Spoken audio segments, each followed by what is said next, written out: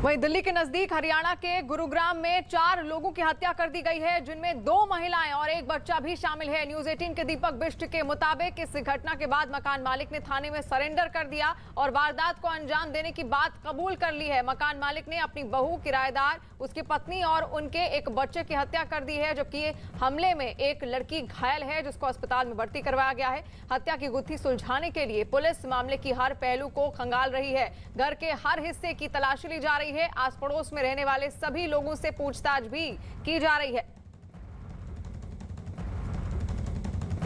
गुरुग्राम के राजेंद्र पार्क इलाके में एक घर के अंदर 5 लोगों पर बेरहमी से हमला किया गया ताकि उनकी हत्या हो सके, जिसमें से 4 लोगों की अब तक मौत हो चुकी है। वहीं एक 3 साल के आसपास जो बच्ची की उम्र है वो अस्पताल में जिंदगी और मौत के बीच में झूल रही है।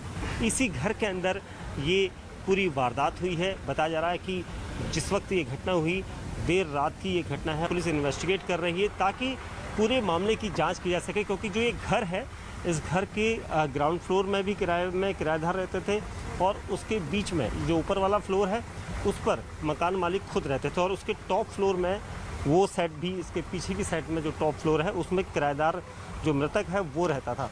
और उसके बाद ये जो घटना हुई है देर रात को कितने बजे हुई इसकी पूरी इन्वेस्टिगेशन पुलिस कर रही है, क्योंकि आरोपी पुलिस के पास है और पुलिस अधिकारी लगातार यहाँ पर जांच कर रहे हैं। इन्वेस्टिगेशन को पूरा ब्रीफ किया जाए और हर एक कड़ी को जोड़कर देखा जाए कि वारदात को करने का मकसद क्या था, क्योंकि कई ऐसे पहलू सामने आ रहे हैं कि जो आरोपी है जिसने पुलिस के सामने सरेंडर किया है वो अपनी पुत्रवधू पर शक करता था और पड़ोसी जो किराएदार उसका था उसके साथ उसके इस तरह के संबंध थे जिन्हें वो नागवार समझता था और इसी वजह से उसने इस पूरी वारदात में एक परिवार को तो पूरा मौत के घाट उतारा ही, वहीं दूसरी तरफ अपनी बहू पर भी जानलेवा हमला करके उसकी हत्या कर दी।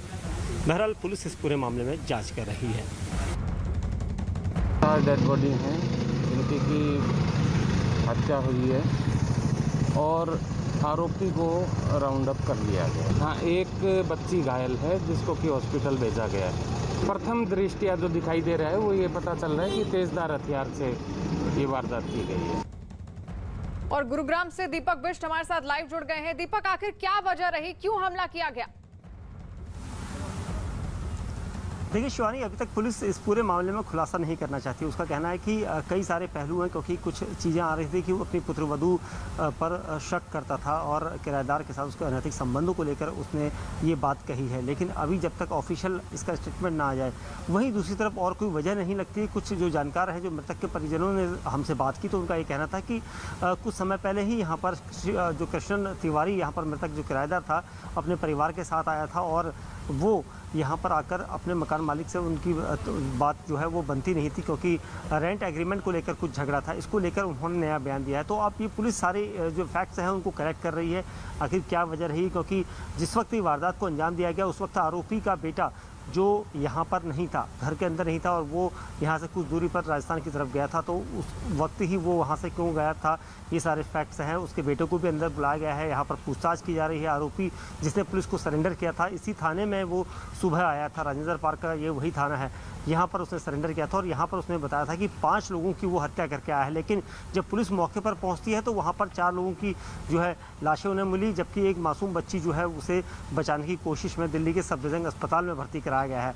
अब पुलिस अभी तक लगातार इन्वेस्टिगेट कर रही है, उनके बयान रिकॉर्ड किए जा रहे हैं, अंदर मामला दर्ज किया जा रहा है। उसके बाद कोर्ट में पेश करके पुलिस चाहेगी कि रिमांड पर लिया जाए ताकि उससे पूरी तस्दीक से बात की जाए कि आखिर क्या वजह थी, क्या रेंट एग्रीमेंट को लेकर झगड़ा था या फिर क्या कोई दूसरी वजह थी, क्योंकि 5 लोगों पर जानलेवा हमला, वो भी बेरहमी से उसने पूरी